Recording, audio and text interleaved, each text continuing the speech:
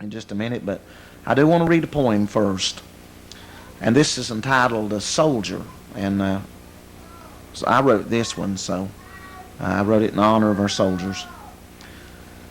In the cold or in the heat, in rain, snow, or sun, there's no difference with him. It's all the same.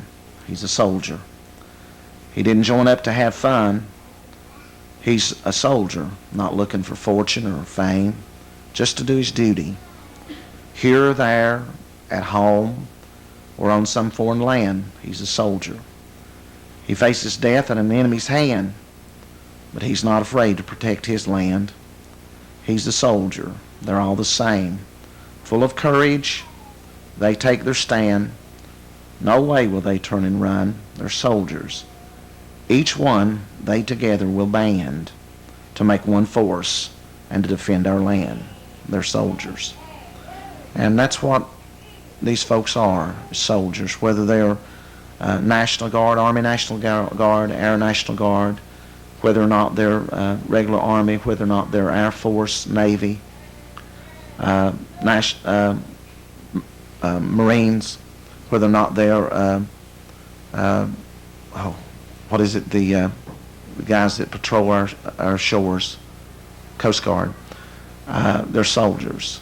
And we're thankful this morning for each one of you that have served and each one of you that maybe are going to serve.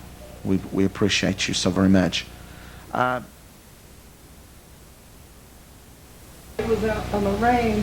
He didn't really serve in an actual war. And I was thinking this morning why I never heard him talk about it at all. But then I remembered that he was just a teenager. As a matter of fact, on his grave, the little thing the Marines sent, the date of his birth is not the same as his date of birth on his tombstone because he lied about his age in order to be a Marine. And while he was there, he married a Filipino woman. And so that's why Mom never let him talk about it, I suppose. But I remember she was very jealous of this woman. But, and I wanted to show my grandfather's coat.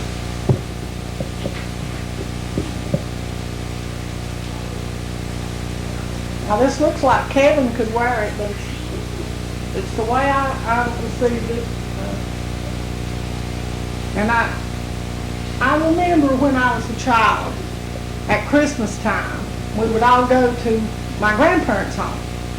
They lived in a big old country house up on the tunnel in Honaker with a big old wooden porch. And everybody would gather and you'd wait, and then you'd hear just a thump on the porch. And in a few minutes, Santa Claus would come in. And Santa Claus had a cane, and his left arm was crooked, and he kept it bent all the time. Well, I didn't figure out that was Papa. I guess I believed in Santa Claus. But I can remember when I was a little older, and my grandfather, my Papa, the only time I seen him cry was when he would get up in church and he would tell about being in the trenches in France in World War I. How he was just a young boy from Honaker, never been anywhere. They took him across the waters to fight.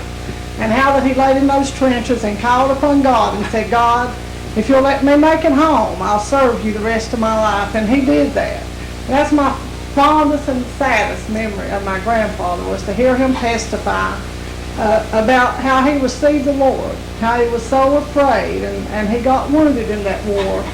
And I'm really proud of this coat. It's old.